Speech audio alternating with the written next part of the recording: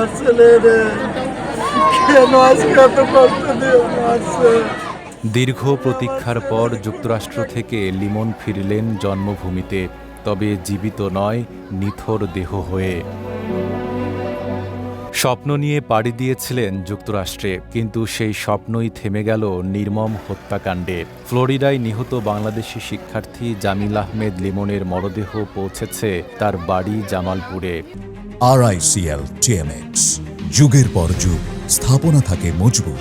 বেলা ৩:১৭ জামালপুরের মাদারগঞ্জ উপজেলার করইতলা ইউনিয়নের লালডোবা গ্রামে অ্যাম্বুলেন্স পৌঁছানোর সঙ্গে সঙ্গেই কান্নায় ভেঙে পড়েন স্বজনরা। শেষবারের মতো লিমনকে দেখতে ভিড় করেন আত্মীয় স্বজন, বন্ধু ও এলাকাবাসী। আমাদের মাঝে আসবে এই আমরা আশা এবং রাখছিলাম, কিন্তু সে আসলো লাশ হয়ে। আসলো আমাদের পরিবার এবং আত্মীয় স্বজনের একটা মর্মাহত এরকম মৃত্যু আমরা কখনো কামনা করিনি।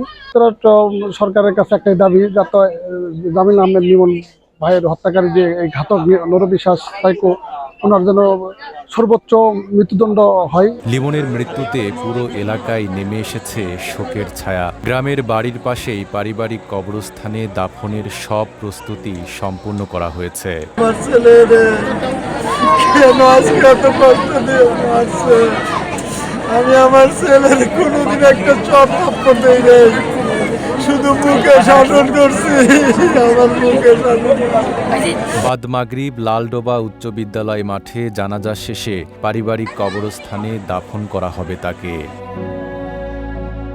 বিদেশে উচ্চশিক্ষা নিতে যাওয়া এক তরুণের এমন মর্মান্তিক মৃত্যুতে শোকাহত পরিবার ও এলাকাবাসী। এখন তাদের একটাই দাবি, এই হত্যাকাণ্ডের সুষ্ঠু বিচার।